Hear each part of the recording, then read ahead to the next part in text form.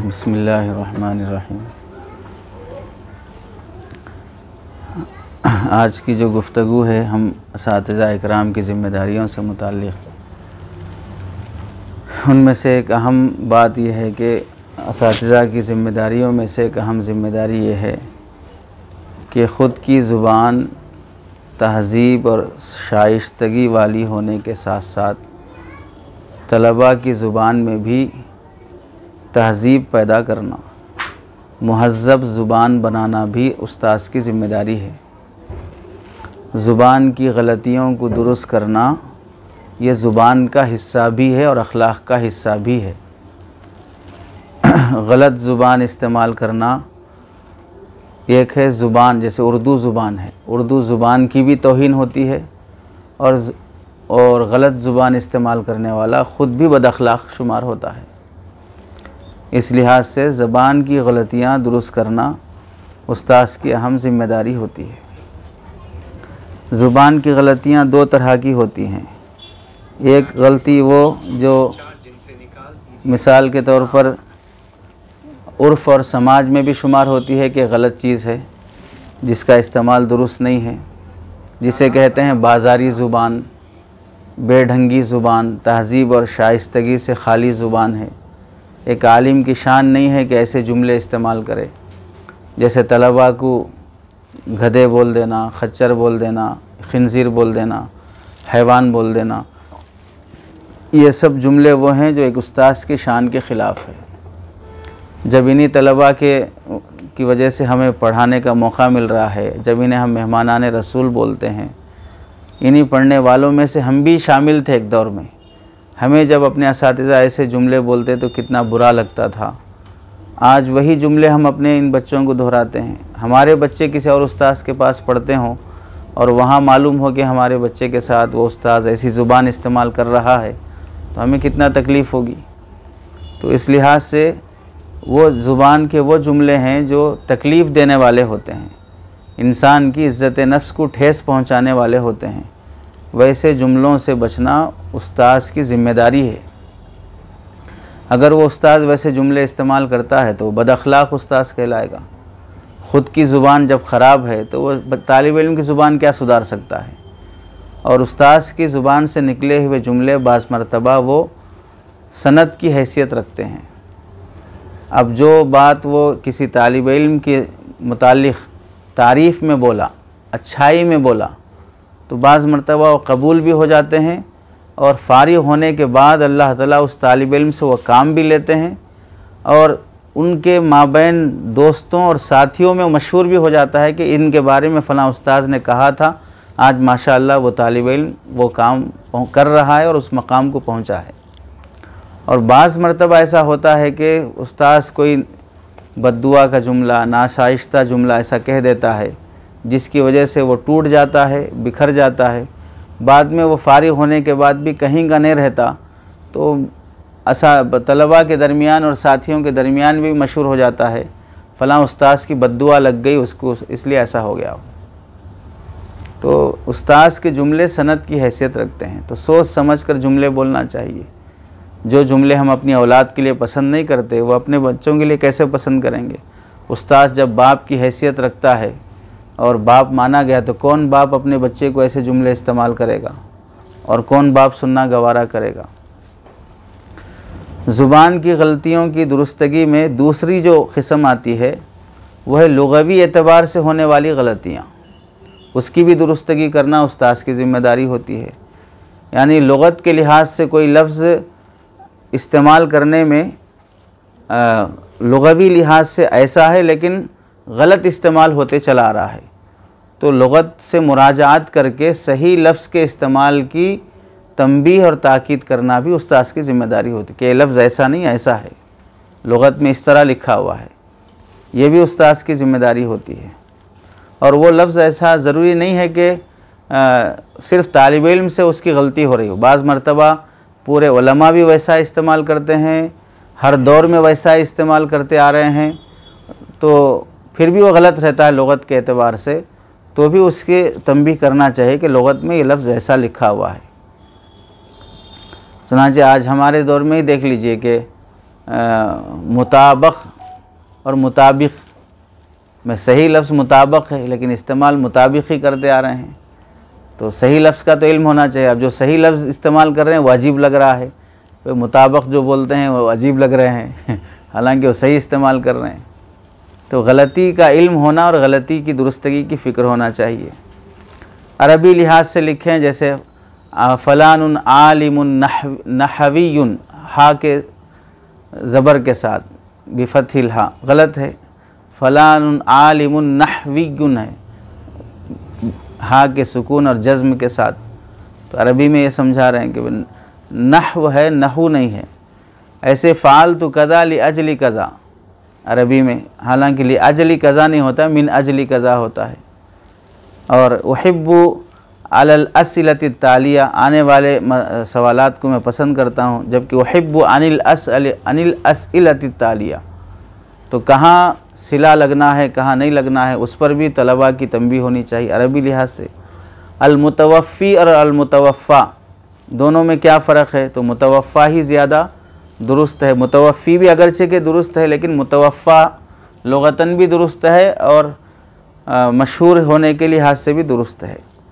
अलबत्ता बाज़ अल्फाज ऐसे होते हैं जिनको ऐसी शोहरत मिल चुकी होती है कि उसका गलत भी अब सही होता है, तो वहाँ पर उसूल चलता है अल मशहूर खैरुम मिनल महजूर। अल मशहूर खैरुम मिनल महजूर, जो मशहूर है वो महजूर से बेहतर है। महजूर मतलब उसका इस्तेमाल अब तर्क किया जा चुका है, अब वैसा सही इस्तेमाल नहीं हो पा रहा है। जो मशहूर है वही इस्तेमाल हो रहा है, तो उसको ही इस्तेमाल करना ज़्यादा बेहतर शुमार होता है। ज़बान की दुरुस्तगी में ये बात भी तीसरी शिक़ी आती है ज़बान की दुरुस्तगी में कि जिस ज़ुबान के जो अल्फाज हैं उसी ज़ुबान में इस्तेमाल करने की कोशिश हो। जैसे अंग्रेज़ी ज़ुबान वाले अल्फाज को अरबी में ढालने की कोशिश ना हो, अरबी में इसको क्या बोला जाता है वो बोला जाए। जैसे अब टेलीफ़ोन है, टेलीफ़ोन है, टेलीफ़ोन को ता कर दे के टेलीफ़ोन बोल देना, ये अरबी ज़ुबान के साथ ख़ियानत है। अरबी ज़ुबान में टेलीफ़ोन को क्या बोलते हैं? हातिफ़ बोलते हैं, जवाला बोलते हैं, वो उसका लफ्ज़ इस्तेमाल होना चाहिए। तो खाली वो ताबिरात ज़बर ज़ेर बदल देकर या हर्फ बदल देकर उसे अरबी बना लेना, ये अरबी ज़ुबान के साथ ख़ियानत है। तो ज़ुबान की दुरुस्तगी में ये भी है कि उस ज़ुबान को पढ़ाने की कोशिश की जाए, उस ज़ुबान को बदलने की कोशिश न की जाए। यह ज़ुबान की दुरुस्तगी में है। ऐसी चौथी शिक़ आती है ज़ुबान की दुरुस्तगी में कि असलाफ़ और असातिज़ा के ताल्लुक़ से मुहज़्ज़ब ज़ुबान इस्तेमाल करना, ये भी ज़ुबान की दुरुस्तगी का हिस्सा है कि असातिज़ा का नाम लें। बहुत से तलबा को देखते हैं कि मौल साहब का नाम बोल दिया, फ़लाँ मौल साहब, जैसे अब्दुर्रहमान मौल साहब, तो अब्दुर्रहमान तुम्हारे दोस्त थोड़ी हैं। मौलाना अब्दुर्रहमान साहब बोलें, मुफ्ती अब्दुर्रहमान साहब बोलें, मुफ्ती अब्दुल्ला साहब बोलें, जो उनका नाम है उससे पहले उनको इल्मी लिहाज से जो ओहदा मिला है, लक़ब मिला है, वो देना चाहिए। अब ये कब होगा? जब हम असातिज़ा में बात करते हुए जब किसी को बोलें वे फ़लाँ मौल साहब को बुला के लाओ, तो फ़लाँ मौल साहब से पहले हम उसका लक़ब बोलेंगे तो तालिब इल्म भी उसको नकल करेगा। हम दोस्त हैं, हम असर हैं, ये सोचकर उनके लक़ब के बग़ैर उनको बुलाते हैं तो तालिब इल्म की ज़ुबान पर भी वही सही होगा। तो अब्दुल्ला साहब, अब्दुल्ला मौल साहब, अब्दुर्रहमान मौल साहब, तो इस तरह की जो जुमले होते हैं कि उस्ताद ख़ुद उनको उस तरह की मश्क न कराने की वजह से होती। चुनांचे इमाम मुज़नी रहमतुल्लाह अलैह और उनके उस्ताद इमाम शाफ़ी रहमतुल्लाह अलैह का एक वाक़या मशहूर है। इमाम मुज़नी फ़रमाते हैं कि एक दिन मुझे इमाम शाफ़ी ने एक रावी से मुताल्लिक़ फ़लानुन कज़्ज़ाबुन कहते हुए, फ़ुलानुन कज़्ज़ाबुन कहते हुए सुना। तो जाहिर सी बात है रावी वाक़तन झूठा है, किज़्ब बयानी किया है, लेकिन उसकी तरफ मंसूब में किज़्ब को करने के बजाय उसकी सिफत कज़्ज़ाब बना दिया मैं। भाई वो हदीस झूठी है और झूठी रिवायत उसने नकल की है, वैसा बोलने के बजाय सीधे सीधा उसको झूठा बोल दिया, फ़लानुन कज़्ज़ाबुन बोल दिया। तो इमाम शाफ़ी रहमतुल्लाह ने सुनकर फरमाया, इब्राहीम अपने अल्फाज को लिबास पहनाओ, अपने अल्फाज को लिबास पहनाओ।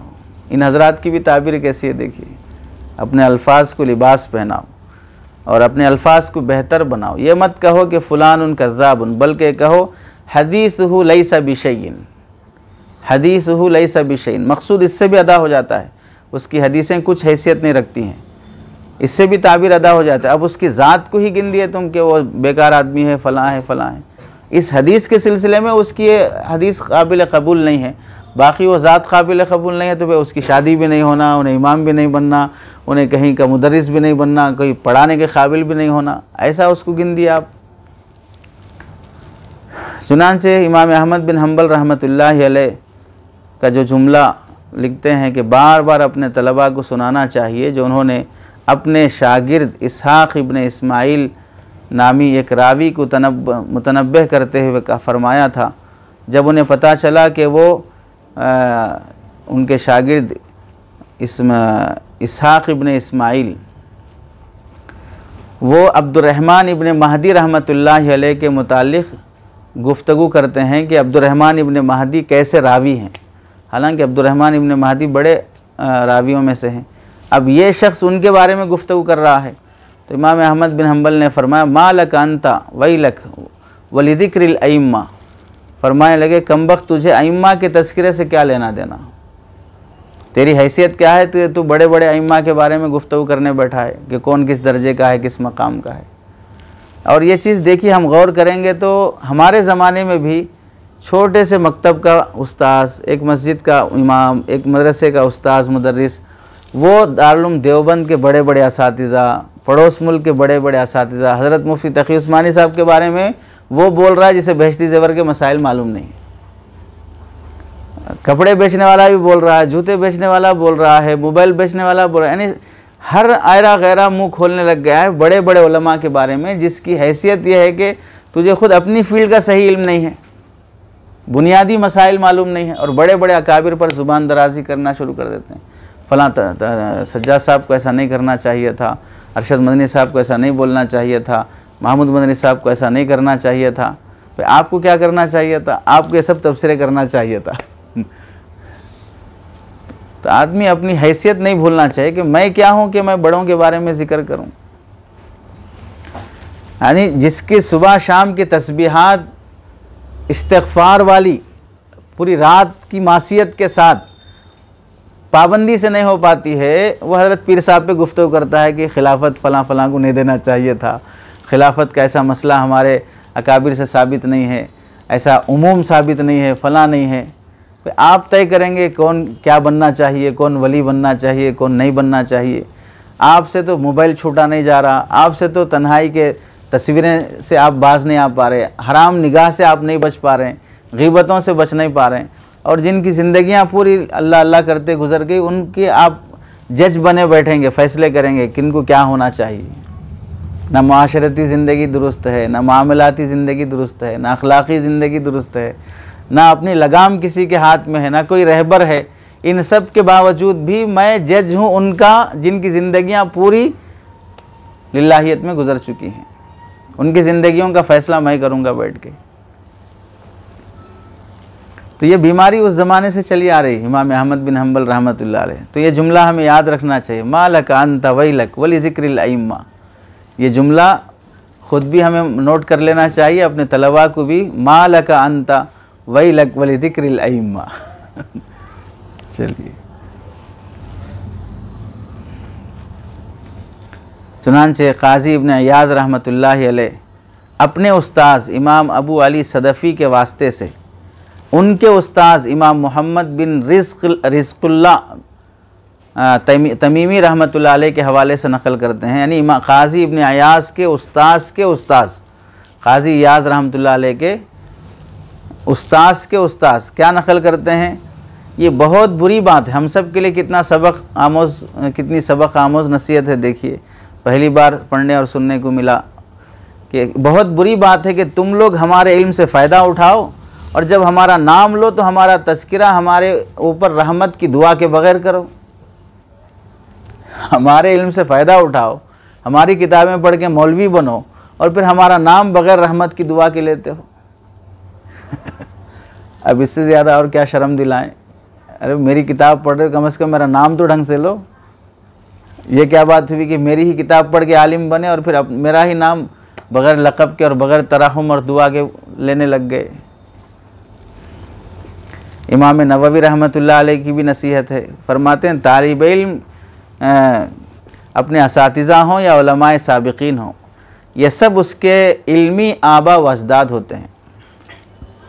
तालिब इल्म के अपने असातिज़ा हों या उलमाए साबिक़ीन हों, ये सब उसके इल्मी आबा व अजदाद होते हैं।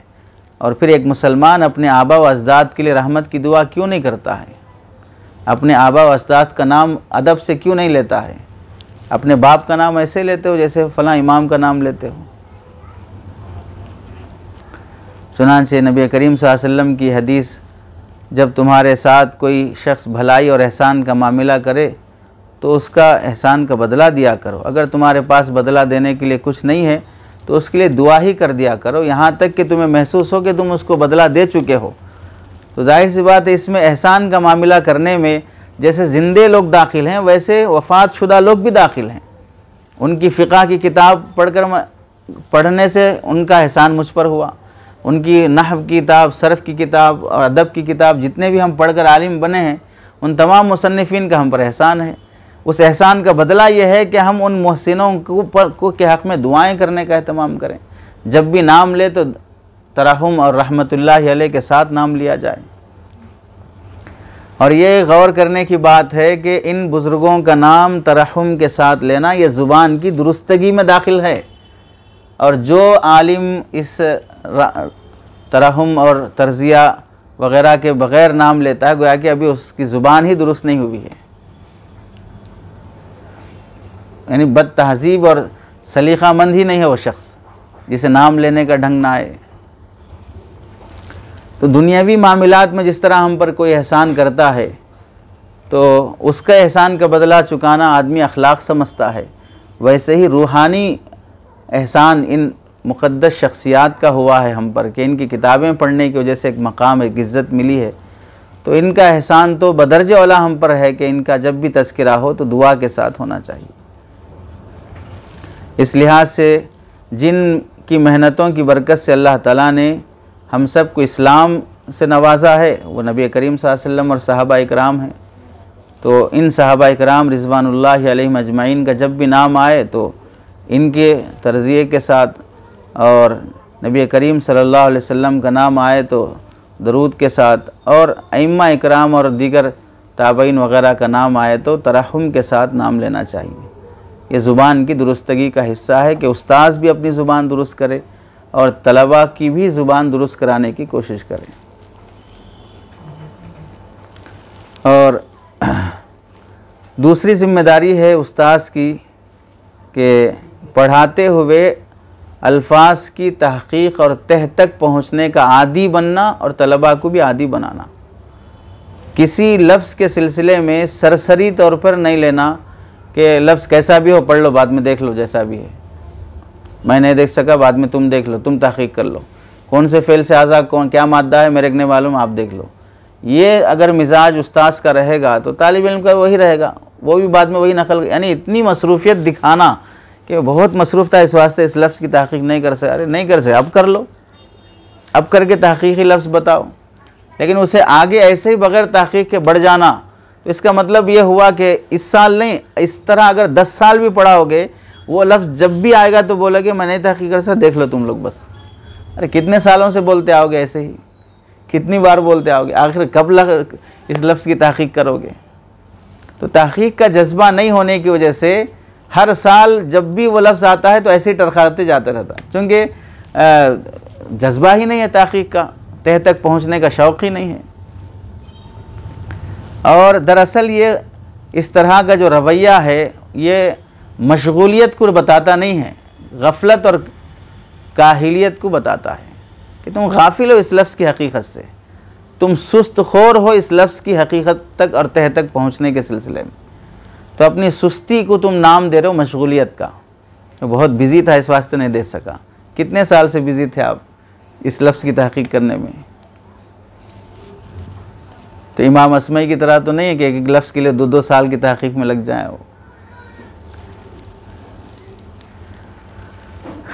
तो इसलिए अल्फाज की तहक़ीक़ बहर सूरत ज़रूरी है। चुनांचे उस लिहाज से अरबी ज़ुबान पढ़ाते हुए असातिज़ा की एक ज़िम्मेदारी अल्फाज की तहक़ीक़ में ये भी आती है, मुतरादिफ़ अल्फाज की तह तक पहुँचने की कोशिश करना।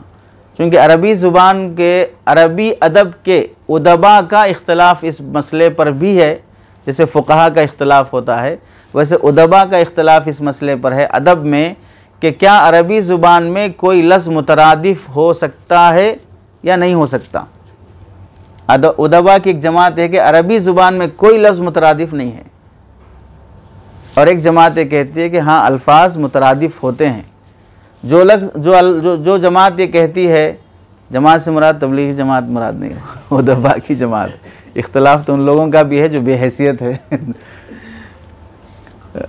उदबा की जमात ये कहती है कि मुतरादिफ़ात अरबी ज़ुबान में पाए ही नहीं जाते हैं।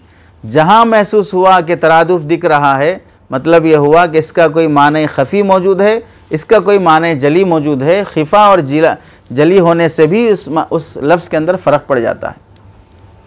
तो ये इख्तलाफ अपनी जगह पर सही है, गलत है, कौन इसमें सही है, इससे क़तई नज़र, लेकिन तलबा के जहन में ये बात होनी चाहिए कि तरादुफ़ नहीं पाया जाता, इसका कोई हकीकी माना होगा, इसमें कोई इजाफ़ी माना होगा और इसमें कोई इजाफ़ी माना होगा।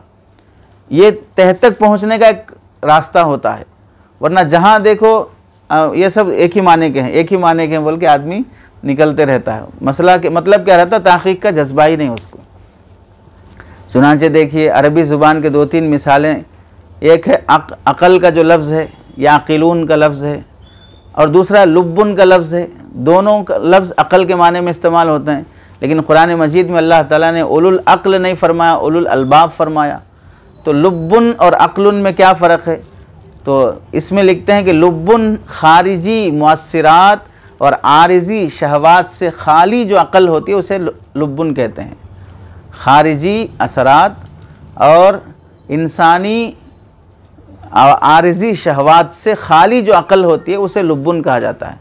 तो लुब्बुन और अक़ल में फ़र्क हो गया।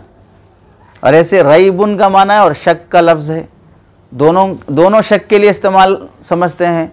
हालांकि अगर ला रैब फ़ीही का माना ला शक्का फ़ीही है तो फिर अल्लाह ला शक्का फ़ीही कह देते। इस लिहाज से रईबुन का लफ्ज़ ला रैब फ़ीही ज़ालिकल किताब ला रैब फ़ीही में इस्तेमाल नहीं हुआ है, बल्कि कुरान मजीद में और 6 जगह पर ला रईबुन का लफ्ज़ इस्तेमाल हो, जैसे इन्नहुम लफ़ी शक्किम मिन्हु मुरीब। तो यहाँ लफ़ी शक्किम भी है, मुरीब भी है। तो यहाँ पर इसका माना अगर किया जाए, वो लोग शक पैदा करने वाले शक में हैं, शक पैदा करने वाले ही शक में हैं, तो ये तर्जुमा बेमाना हो जाएगा। शक पैदा करने वाले बेचैन हैं। तो रईबुन में आता है, इस लिहाज से रईबुन की जो असल हकीकी माना है क़ल्क़ुन नफ्सी व इस्तराबुहा, नफ्स का बेचैन और मुस्तरिब हो जाना। तो इस लिहाज से माना सेट होता है। इसी तरह अता याती अरबी लफ्ज़ है और जा यजीउ अरबी लफ्ज़ है, दोनों आने के माने में इस्तेमाल होते हैं।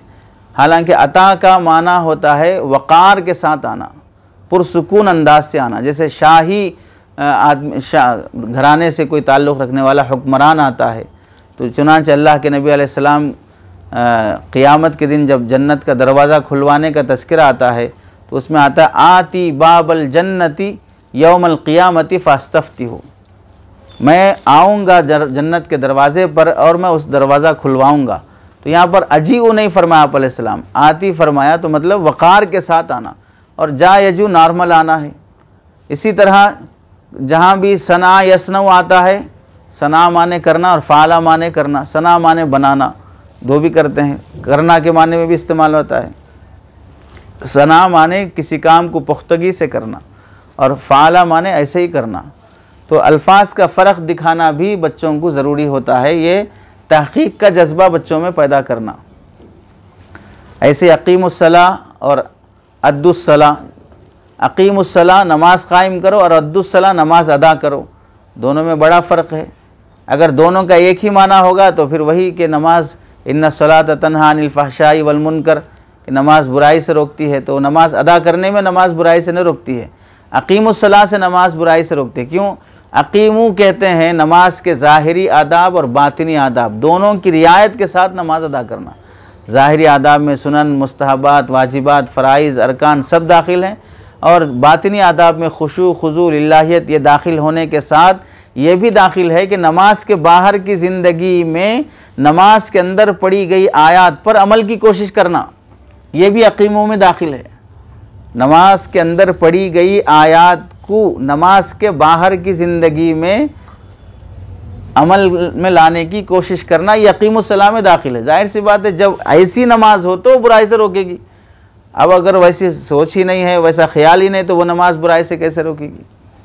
तो इस तरह तलबा के दरमियान में तहक़ीक़ वाला जज्बा पैदा करना उस्ताद की ज़िम्मेदारी है।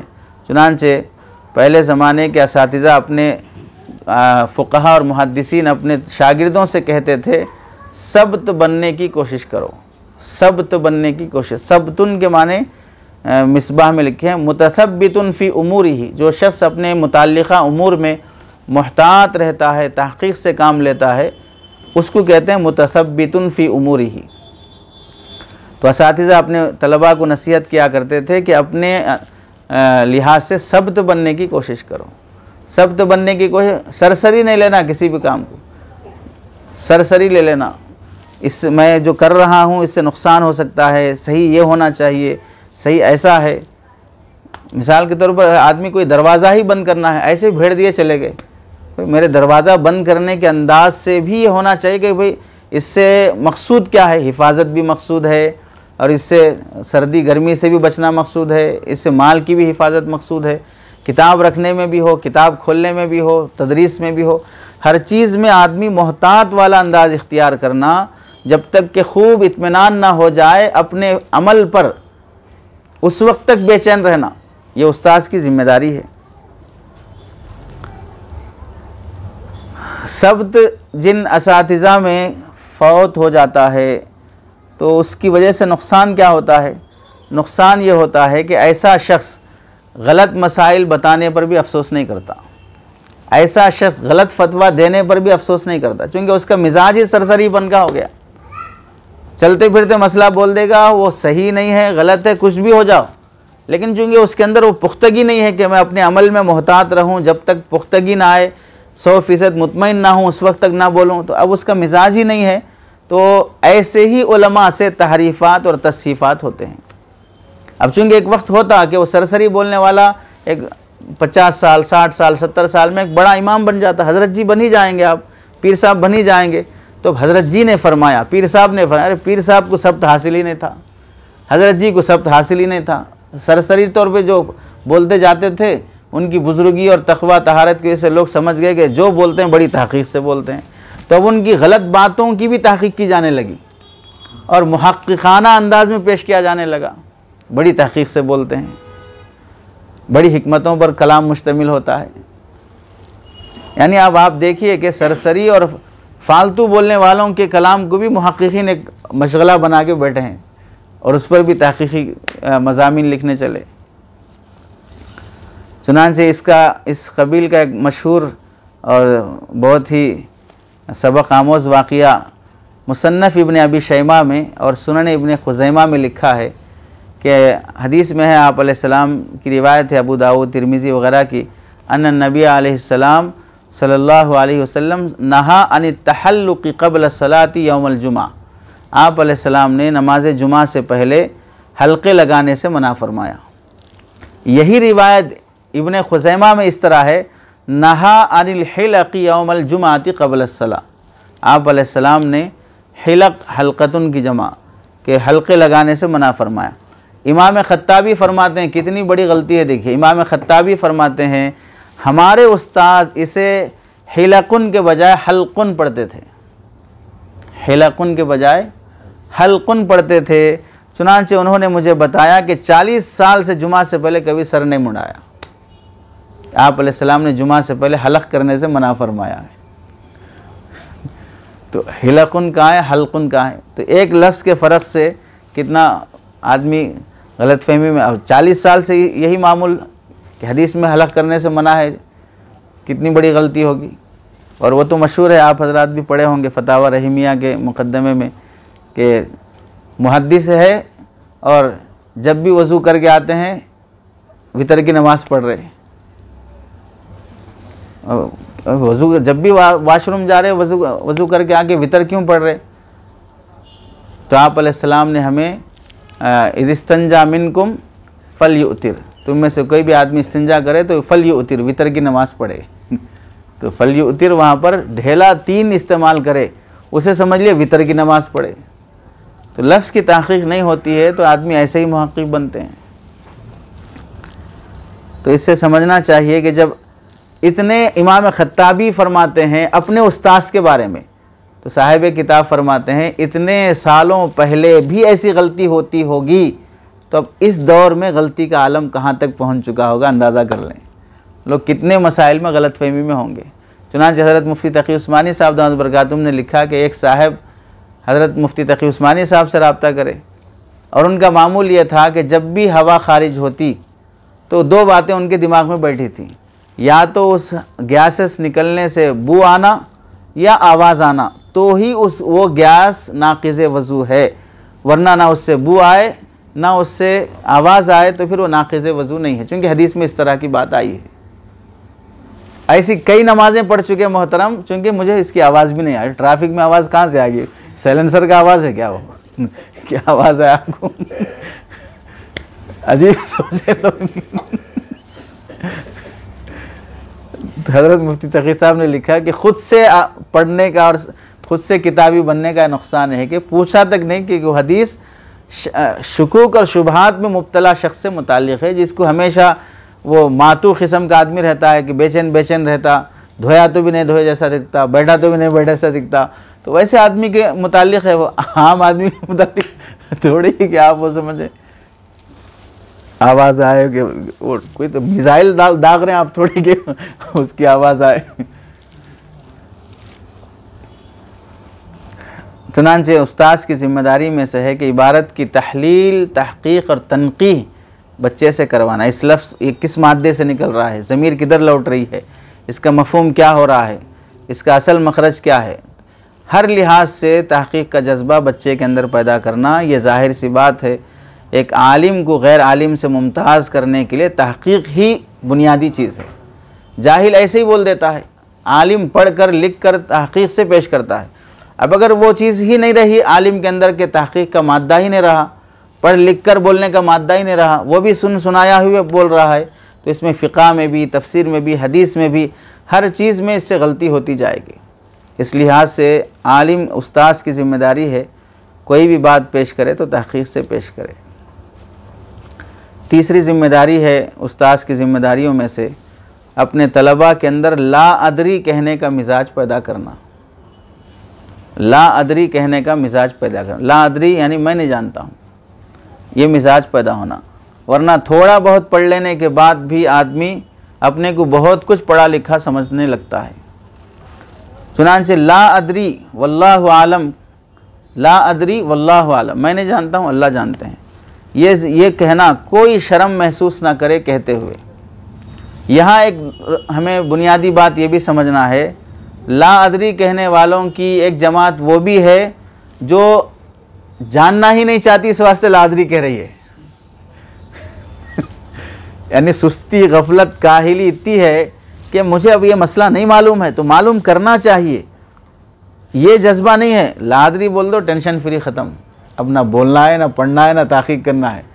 ऐसे ला अदरी की तालीम तलबा को देना नहीं, और ना खुद ऐसे ला अदरी बनना है कि आपको भी कोई नहीं जानता। फिर ला अदरी कहने का मतलब यह है कि जिस इल्म के बारे में, जिस मसले के बारे में तहक़ीक़ ना हो, वहाँ हुक्म बयान मत करो, वहाँ कह दो कि मैं नहीं जानता हूँ, और जानने की कोशिश में लगे रहो। ये कहना मकसूद है। मकसूद ये कहना नहीं है कि ला अदरी बोलो, जान छोड़ा और गफलत में पड़े रहो और मोबाइल देखते रहो, अपना जो कुछ भी है अपने काम काज में लगे रहो, खाते पीते सोते घूमते चलते फिरते नज़र आओ। ये मकसूद नहीं है ला अदरी कहने का। चुनांचे देखें इमाम शाफ़ी रहमतुल्लाह अलैह, इमाम अहमद ने इमाम शाफ़ी रहमतुल्लाह अलैह से, और इमाम शाफ़ी ने इमाम मालिक रहमतुल्लाह अलैह से, और इमाम मालिक ने मोहम्मद बिन अजलान ताबई रहमतुल्लाह अलैह से नकल किया है। वो फरमाते हैं, देखिए ताबई का कौल है क्या, इदा अख्तल आलिम ला अदरी उसीबत मकातिलहु, अगर आलिम ला अदरी कहने से चूक जाए, यानी ला अदरी कहने को शर्म समझे और ना कहना और कहना छोड़ दे, तो उसकी हलाकत का सामान मुकद्दर हो जाता है। और ये इमाम ताबई रहमतुल्लाह अलैह का ये जो कौल है, इमाम शाफ़ी से, इमाम अहमद से, इमाम मालिक से, चारों अइम्मा से कौल मनकूल है कि इतने बड़े बड़े फ़िक़ह के मुदव्विनीन, फ़िक़ह मुदव्वन करने वाले, वो सब ये कहते हैं कि लादरी कहो। तो आप बताइए कि भाई इनसे जिनकी फ़िक़ह पढ़ के हम हनफ़ी, मालिकी, शाफ़ी बनते हैं, उनकी तालीम यह है कि भाई लादरी का मिजाज आदमी का होना चाहिए। आगे लिखते हैं कि आलिम लादरी कहकर दर हकीकत अपने नफ्स को तवाज़ु और हुदूद में रहने का आदी बनाता है और साथ में ही ज़िम्नन अपने आप को तहसील इल्म और मज़ीद तहक़ीक़ और तफ्तीश पर उभारता है कि भाई हाँ मैं नहीं जानता हूँ, मुझे जानना चाहिए। क्योंकि अभी साइल को लादरी कहकर जवाब दे दिया और ये जवाब उसके लिए बेहतर माना गया कि अगर बग़ैर इल्म के जवाब, मिसाल के तौर पर तमाम ये फ़ुक़हाए अरबा ये कहते हैं आप नहीं जानते हैं, तो लादरी कहना भी एक जवाब है और इस जवाब में आप कोई गलत नहीं है, आपको शर्म करने की ज़रूरत नहीं है, आपको शर्मिंदा होने की भी ज़रूरत नहीं है, क्योंकि ये जवाब भी एक जवाब है, लादरी कहना भी। लेकिन अगर ये जवाब नहीं दिए और आपको उस मसले की तहक़ीक़ नहीं है, ऐसे ही टरखा देंगे मेरे हिसाब से ऐसा होना चाहिए, मेरे ख़्याल से ऐसा भी होना चाहिए, अपना ख़्याल भी अल्लामा शामी बन गया, अल्लामा अपना ख़्याल भी क्या बोलते हैं तबीनुल हक़ाइक़ और बदाइउस सनाए बन गया कि ख़्याल से भी मसले बताए जाने लगे। तो अब उसके बाद अगर बिलफ़र्ज़ अल्लाह ना करे वो मसला गलत निकल आया तो उसके बाद साइल को क्या मुँह दिखाओगे। लादरी का जवाब फिर भी सही था, फ़ुक़हा बोलते हैं भाई सही जवाब है। गलत मसला बताने के बाद फिर साइल को भी मुँह नहीं दिखा सकते और अपने असलाफ़ को भी मुँह नहीं दिखा सकते। तुम्हारे पास जब दुरुस्त जवाब था लादरी, फिर ये क्यों जवाब दिए गलत जवाब। उस वक्त जो जहालत पर परेशानी होती है उस परेशानी का कोई मुदावा नहीं होता है। चुनांचे लादरी ये निस्फ़ इल्म है और जो लोग जिनसे कि लादरी कहना घटिया जो लोग शुमार करते हैं वो वहाँ पर है जहाँ पर लादरी कहकर आदमी जान छुड़ाना चाहे, गफलत बरतना चाहे और दिरायत के पीछे और तहक़ीक़ के पीछे लगना ना चाहे। चुनांचे आप देखें अपने असलाफ़ के वाक़यात में अपने इल्म पर उस वक्त तक उन्हें यकीन और जज़्म नहीं आता था जब तक पूरी पुख्तगी नहीं होती। इल्म में पुख्तगी के बग़ैर वो कोई मसला और जवाब नहीं दिया करते थे। एक इबरत और सबक आमोज़ वाक़या इस सिलसिले में सिर्फ़ हज़रत इब्न मसूद रज़ी अल्लाह तआला अन्हु का कई तरीक़ से मरवी है कि हज़रत इब्न मसूद रज़ी अल्लाह तआला अन्हु से मसला पूछा गया। मसला क्या है कि एक शख्स किसी औरत से शादी की, एक आदमी ने महर मुकर्रर नहीं किया और दुखूल से पहले ही उसका इंतकाल हो गया। निकाह हुआ, महर मुकर्रर नहीं हुआ और सोहबत से पहले ही उस औरत का इंतकाल हो गया। तो अब मसला ये है कि उस औरत को महर मिस्ल मिलेगा या उस औरत को महर मुसम्मा मिलेगा, महर मुसम्मा में निस्फ़ महर मिलेगा, क्या महर मिलेगा, ये हज़रत इब्न मसूद रज़ी अल्लाह तआला अन्हु से पूछा गया। चुनांचे अबू दाऊद शरीफ की रिवायत है कि ये मसला लेकर जब हज़रत इब्न मसूद रज़ी अल्लाह तआला अन्हु के पास लोग आए, हज़रत इब्न मसूद रज़ी अल्लाह तआला अन्हु सहाबी रसूल हैं और इतना बड़ा मकाम है कि आप अलैहिस्सलाम की एक हदीस आपसे मुताल्लिक़ है, मा हद्दसकुम इब्न मसूदिन फसद्दिक़ूहु, इब्न मसूद अगर तुम्हें कोई रिवायत नकल करे तुम उसे सच मानो। इतने बड़े मुहद्दिस हैं, इनके पास ये मसला पूछने वाले ताबईन 1 महीने तक बार बार आते रहे। 1 महीने तक जवाब क्या है, जवाब क्या है। तो बोले मुझे अभी इसका इल्म नहीं है, मुझे तहक़ीक़ नहीं है, मैं पूछ के बोलता हूँ, मालूम करके बोलता हूँ, तहक़ीक़ करके बोलता हूँ, मुझे कोई हदीस ऐसी नहीं पहुँची। फिर एक बार जवाब देने लगे, तुम दूसरे लोगों से पूछ लो, शायद उनको मालूम होगा कि अल्लाह के नबी अलैहिस्सलाम से उन्होंने कोई हदीस सुनी होगी। आप अंदाज़ा करें कोई साइल 1 महीने तक सहाबी रसूल के पास आ रहा मसला पूछने के लिए, अब वो सहाबी रसूल 1 महीने तक जवाब नहीं दे रहे हैं, मुझे कोई हदीस से मुताल्लिक़ नहीं पहुंची है। तो कितना वो मोहताज थे किसी एक मसले का जवाब देने में।